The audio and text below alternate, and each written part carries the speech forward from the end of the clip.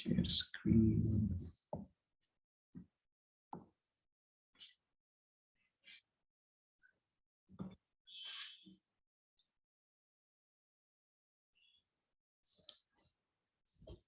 All right, is my screen shared yet? Yes, sir. Yes, All right. yes, sir. Okay.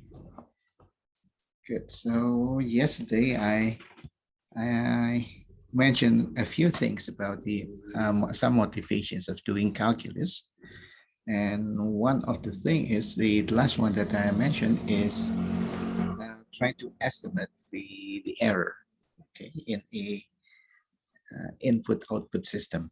Right? So that's basically one of the main theme of our course. We'll go back to the problem later on. So let's develop some tools for doing that.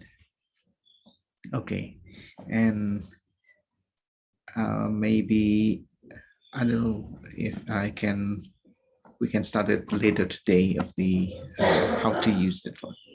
All right, some tools.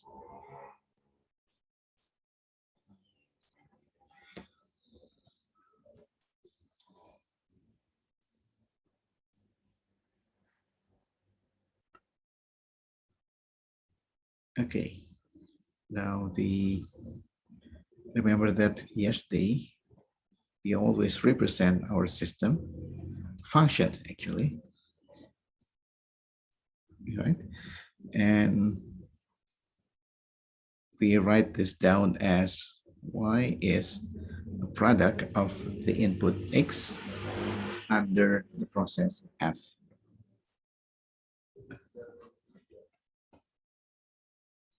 Is the outcome. I just say outcome. This is a product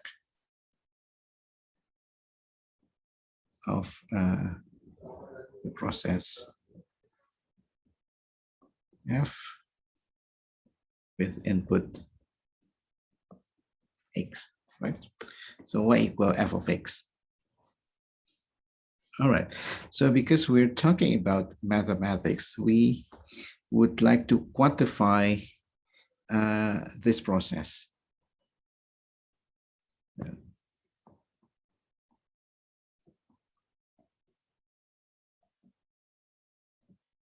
So meaning that we express this process in terms of numbers.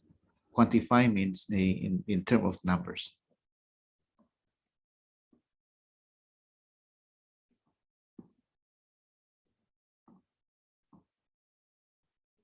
All right.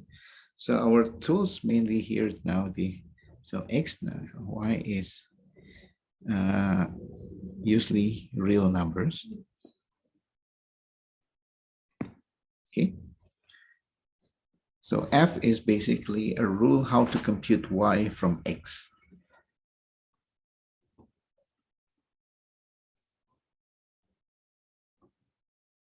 Because it's numbers, then it makes sense if we talking about computing. So that's our functions.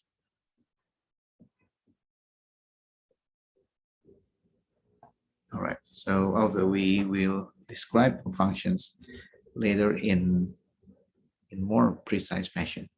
Okay. So our main tools is what we call numbers and operations.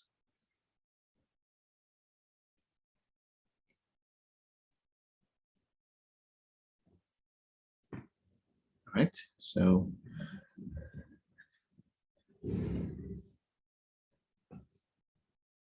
okay, so with the history of numbers is not really history, but the systematic. The smallest one is what we call natural numbers.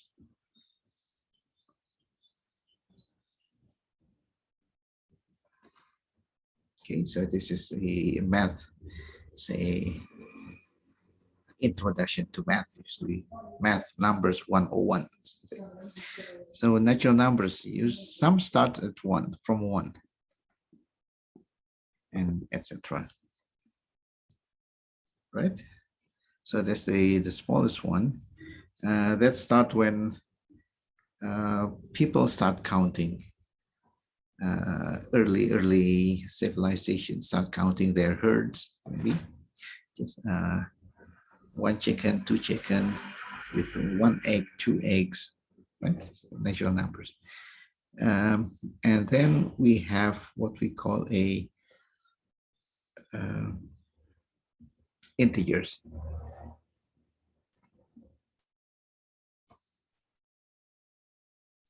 Natural numbers we denote by this one, and with this double vertical bar. Integers, okay, two, but well, integers is usually z. Z is from German.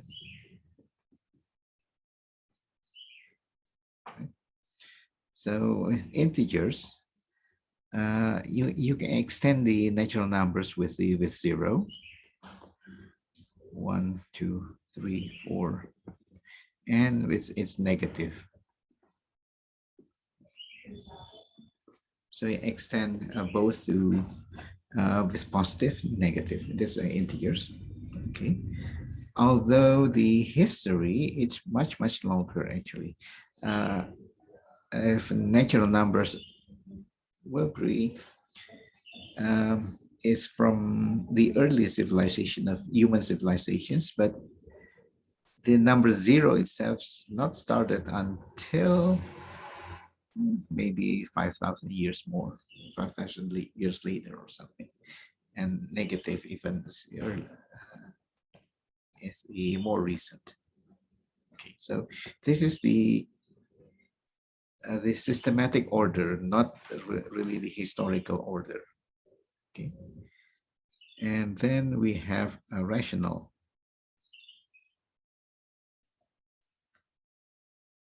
All right, so rational is usually we write this down as A over B.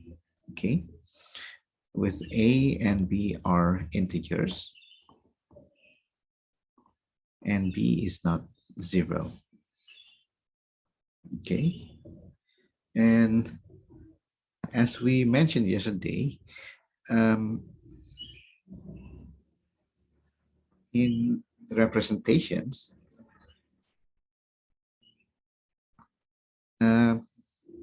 for example, this is not unique. They are equal to whatever.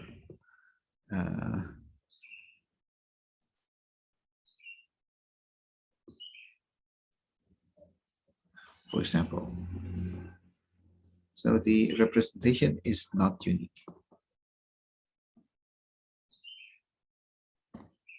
But we have the thing is that if you insist on that A and B in the simplest form,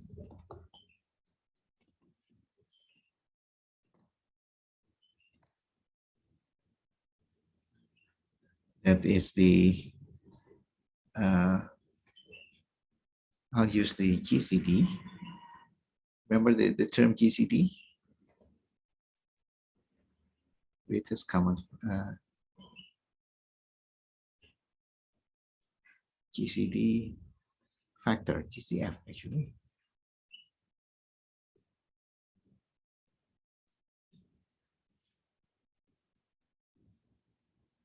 B is 1. Right? So with this one here, this is the simplest one. All right. Okay. So with this a requirement, then the representation of rational numbers become unique.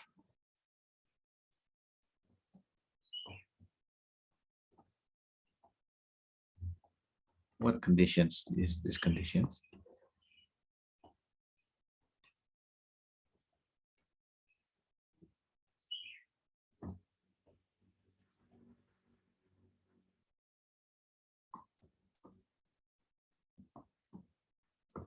Okay. So this is what we call rational number.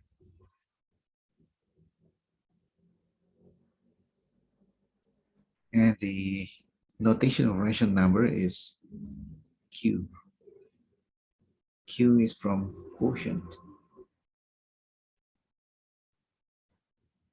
Okay. And the thing is that people in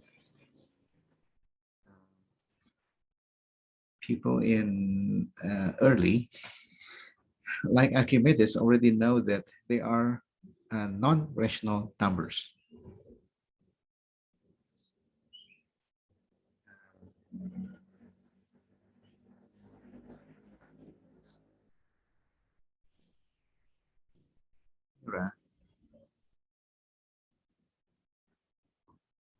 There were non-rational numbers.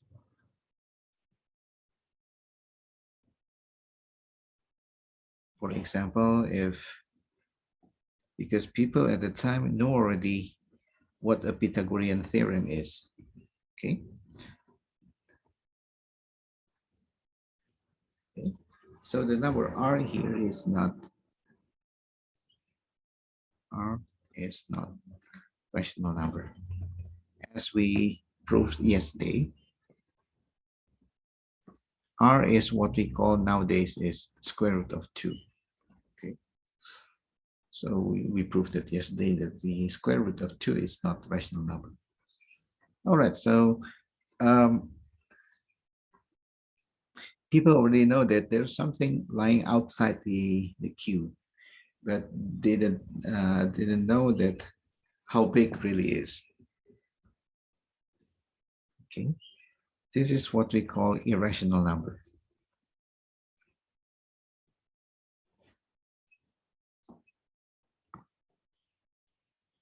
Well, is irrational number.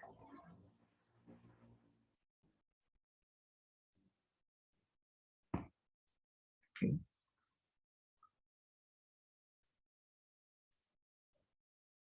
At the same time, people find that the square root of 2, square root of 3, square root of 5, using the method that we use similar to the one yesterday. So suppose square root of 3 are rational number a over b with the simplest form, and then you can proceed and find the they are not not rational numbers. Okay. Irrational numbers. What else irrational number that you know? Pi. Okay, that's it. And later on, okay,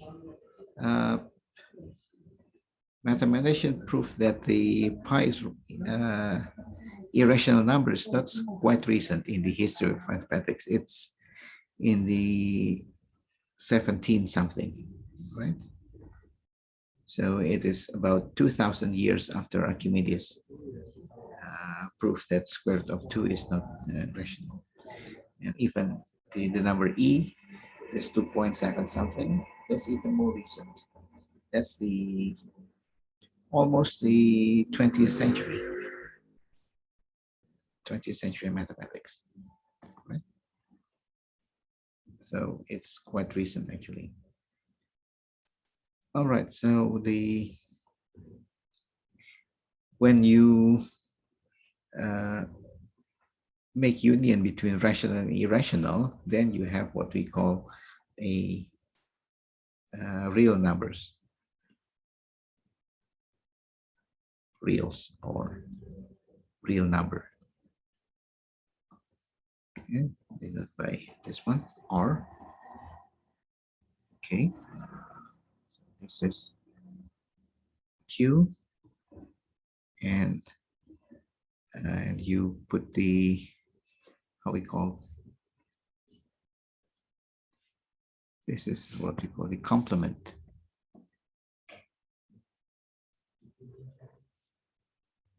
of the Q. which is irrational number.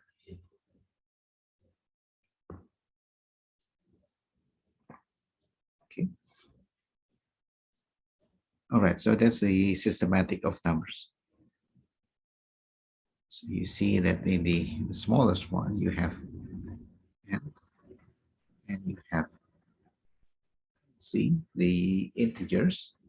You have a bigger one, rational numbers, and then you have real numbers. Okay, and between Q and R sits the irrational number. Okay, there is even bigger than one, what we call complex number. We won't use it in calculus 1 this first semester, but uh, next semester we'll do something with the complex number. So I'll just write it in red. Complex numbers denoted by C. So if you remember, if you recall, something that if you square a number, which give you -1. So this is imaginary number. For the reason that I think that's self-explained, the term imaginary number. If you square it, you get negative. Okay, so it is even bigger. So complex number is a number in the form of a plus, okay, where a and b are real numbers. Okay, and I is this one over here. Okay, so this is the real part, and this is the imaginary part.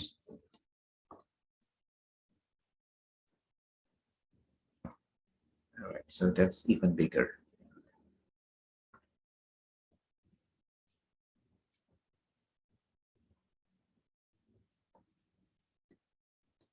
Right. So this is our number system, although we only use until real. Okay. Oh, I forgot to mention that irrational.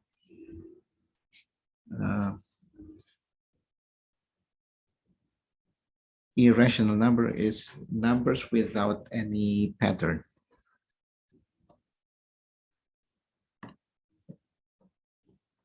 I think we write this down yesterday. Decimal representation or decimal expansion. If you write the irrational number,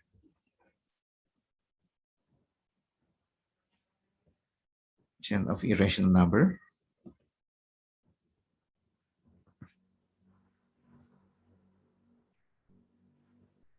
is infinite length.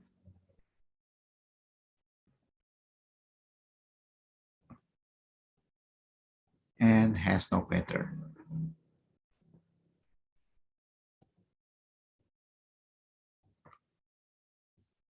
Okay. I should mention that here. Sorry. Should move it here.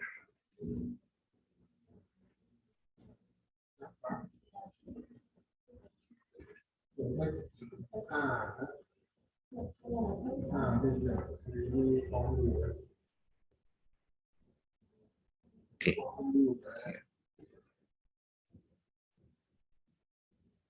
So for example, 1.3333. It has pattern, right? A repeating pattern.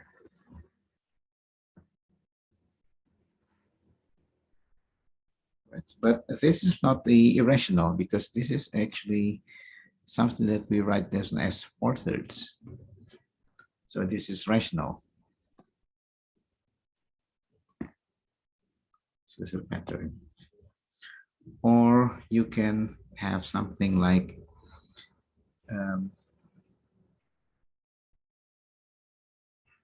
It's infinite length, but it has pattern. Okay. And if you have something like this, for example, well, this is not irrational because it's basically what you call 1, 2, 3, 4, 5.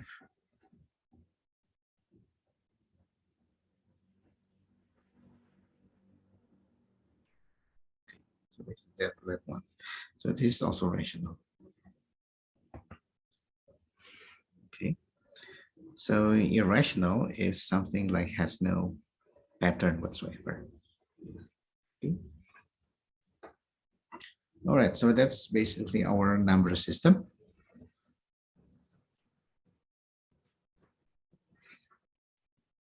Questions so far?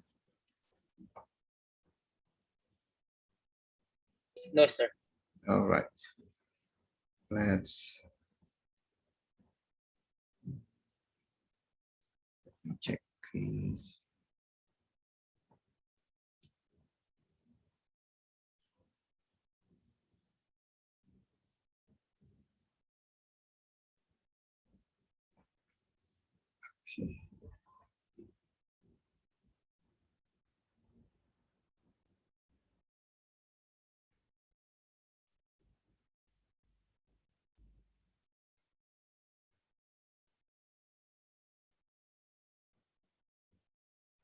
Okay, and then operations.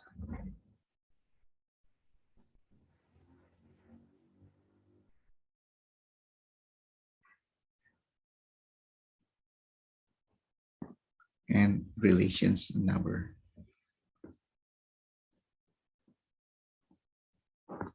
Okay, operations. That's, I just mentioned that you can do algebraic operations.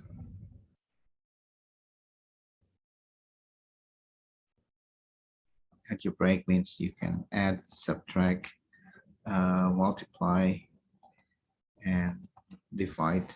Okay, that's algebraic. And relations. Relations means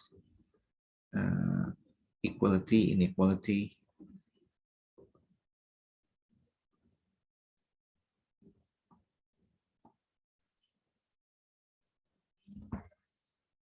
So this is the sign.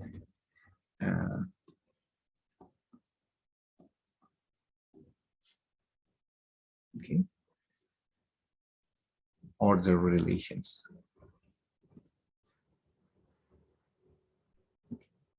So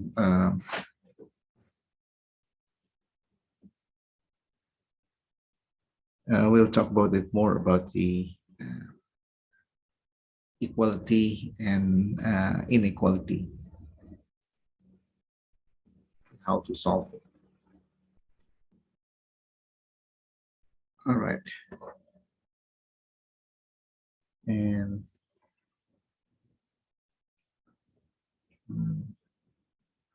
okay, some logic a little bit.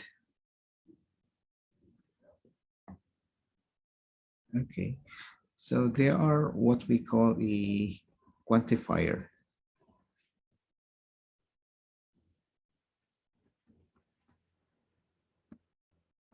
What is a quantifier? Quantify is to numerate or counting.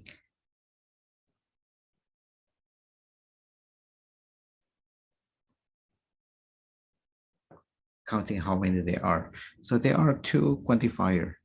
The first one is for every, and there exists or there is.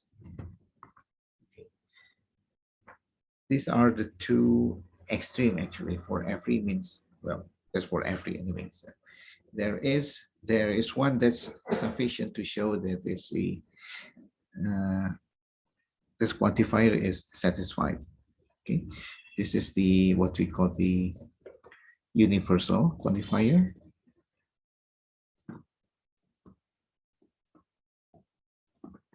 This is the existential quantifier.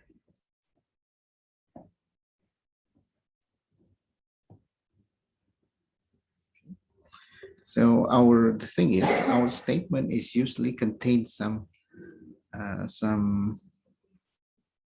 quantifier, math statement,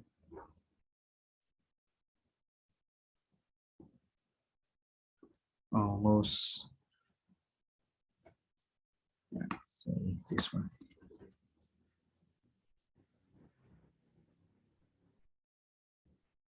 Contain quantifier almost all the time.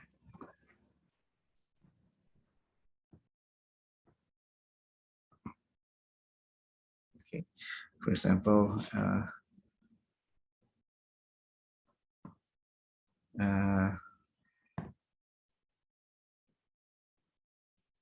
for every real number x, this one, for every real number x, x squared is non-negative. Okay, so this is the kind of statement. Or for every real number x,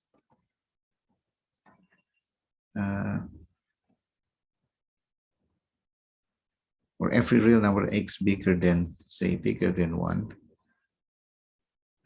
x squared is larger than x, right? So for every, okay.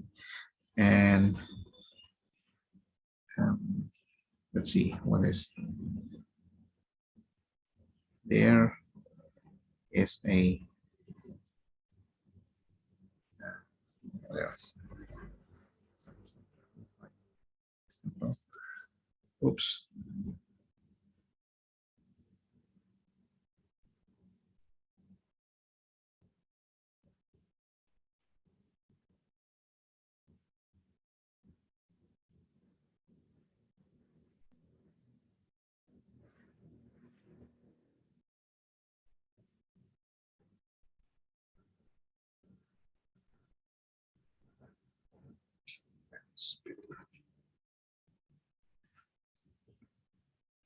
Okay.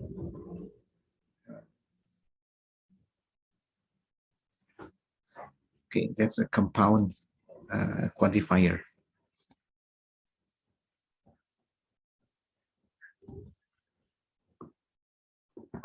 For example, this statement for every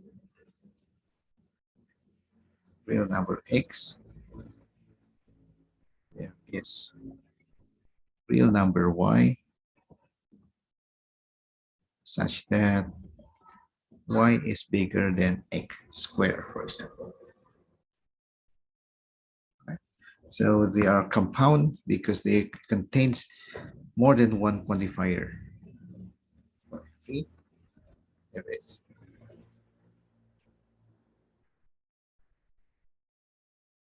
more than one quantifier.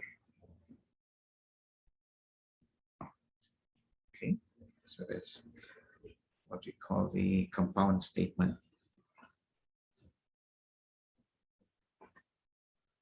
Okay, so this is what we will prove later. Okay, so for this one, for example, how to show this is correct?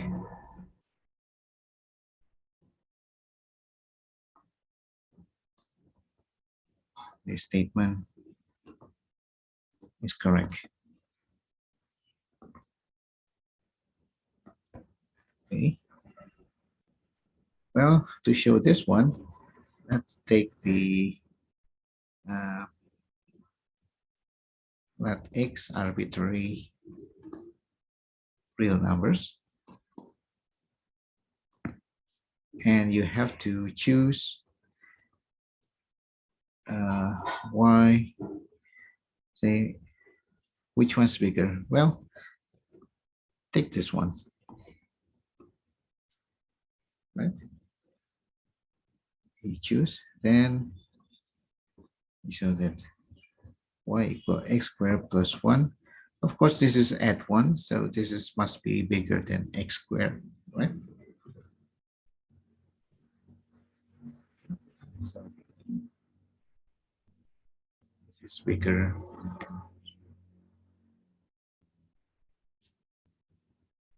Okay, so you see here, let's see, for every that's related to the, there is the related to the word, this one. Okay, we'll use this as later on.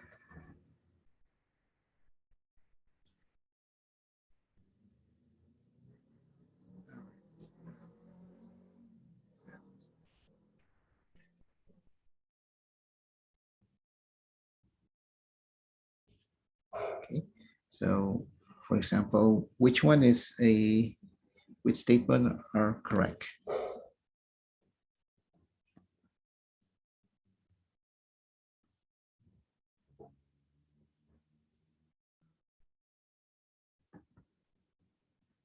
Okay, x squared is positive. So it is A, this is B. For every x, real numbers, there exists y such that y bigger than x. There is y, real number y, such that for all x, y bigger than x. All right, so let's just check this one. Statement A, is that correct? False. False. Why is it false? Because if it's the x is 0, then it will not be bigger than 0.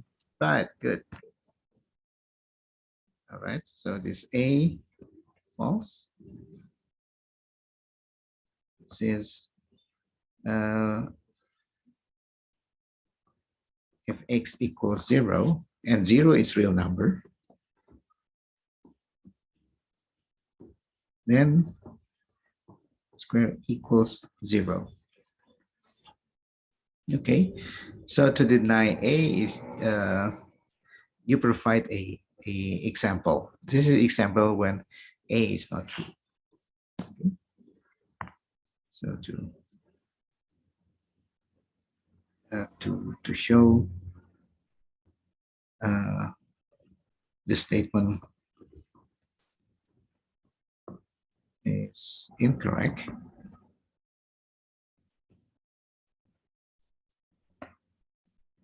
give a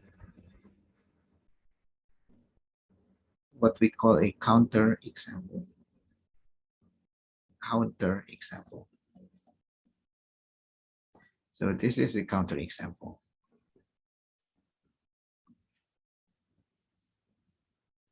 Right? Okay. What about B? Now this is a compound statement.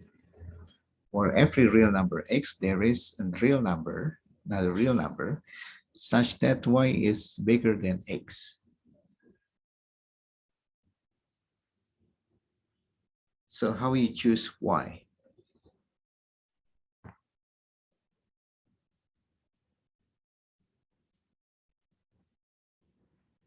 Just use this trick. So how you choose y?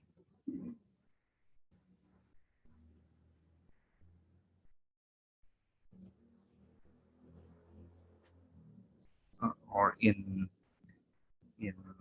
real number sense, line, if you take x here, and you have to choose any y to the right of x, right? So here y x whatever plus 1/2 of this is bigger than x. Okay, so that's to show b, then you let x arbitrary real numbers, and you choose y equals whatever you like. This is not unique. That's up to you how to choose. The thing is, you cannot choose y minus 1/2, for example, because that would fall to the left of x. Okay, so you have to choose something that to the right of x. Then y equals, surely it is bigger than x. Okay. All right. Now C.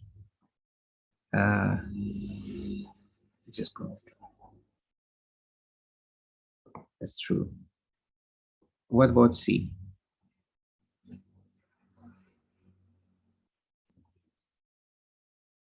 So, what the statement means actually? How to read it? Because that's in mathematical form statement, but how you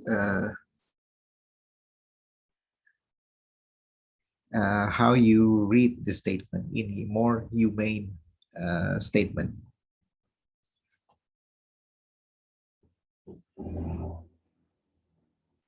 There is y such that for all x, y is bigger than x.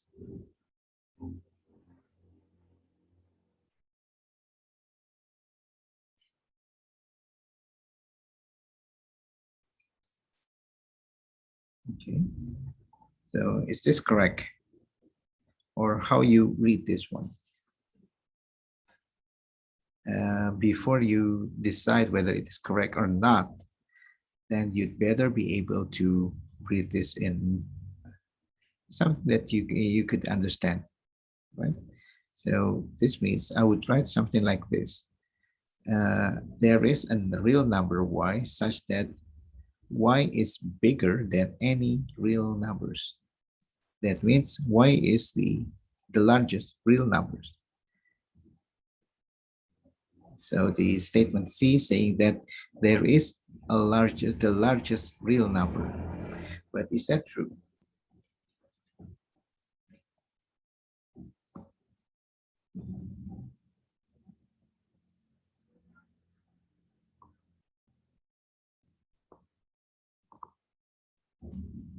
There is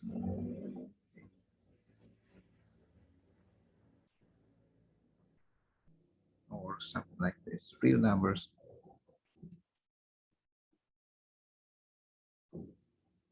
Real number system, set of real numbers has the largest element. Okay.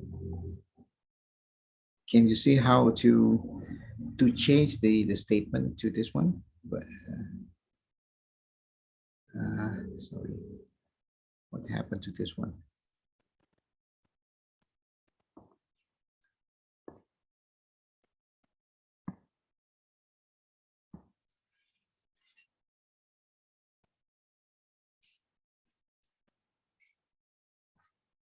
All right. Okay. Do you see how to get this statement here? Okay. And now you can decide whether it is true or not. Set of real number has no largest element. Is that true or not?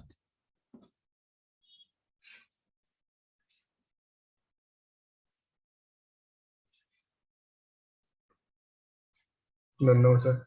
No, not correct. So this is incorrect.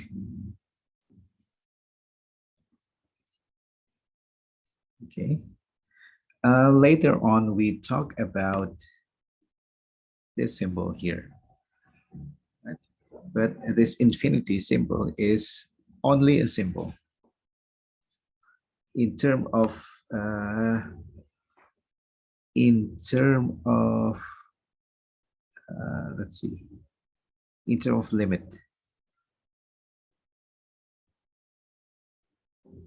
in the context of limit.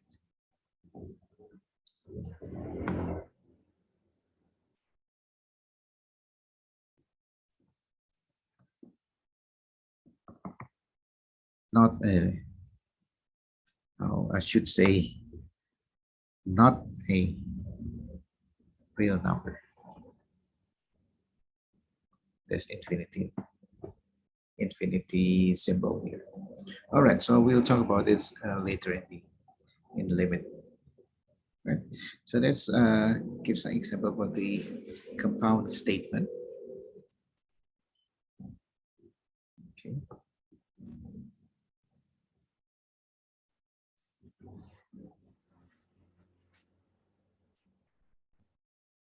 So how to deny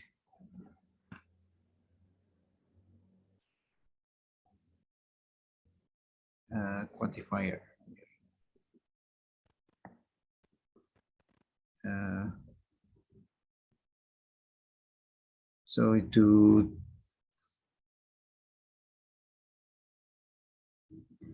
deny the statement for all, you need to show counterexample.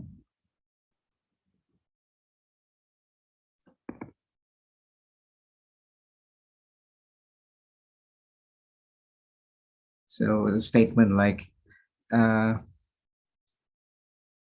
everyone here wear blue shirt, so wears white shirt. And how to deny that one statement is just by showing no, this one wearing a red shirt, right? So counterexample. Now, how to deny there exists?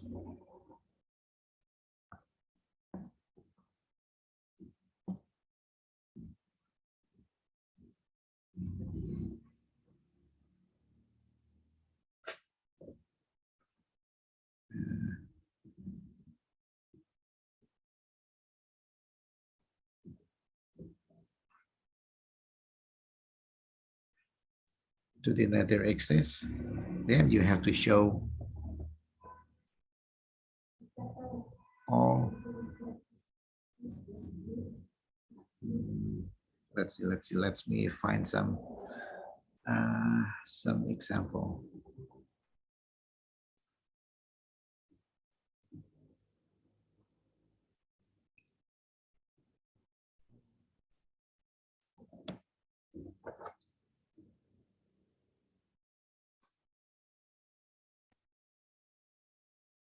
All doesn't have that, not have that property.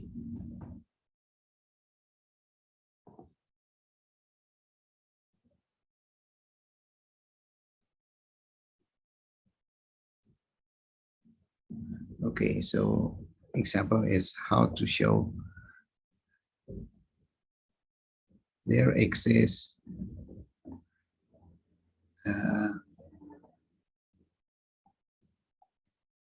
a cubical shape egg. Okay, so this is not true, and how to show this is not true?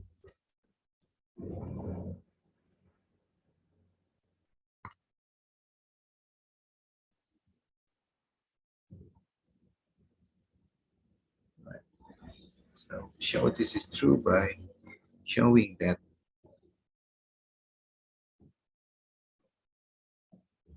not true. Show that all eggs has oh ovoid shape, oval shape. Right. Okay, so that's about a bit about the logic quantifier. Okay, questions? All right. If not, then let's take a break for 5 minutes. Then let's see. Sorry, sir, I have a question. Yes, sure.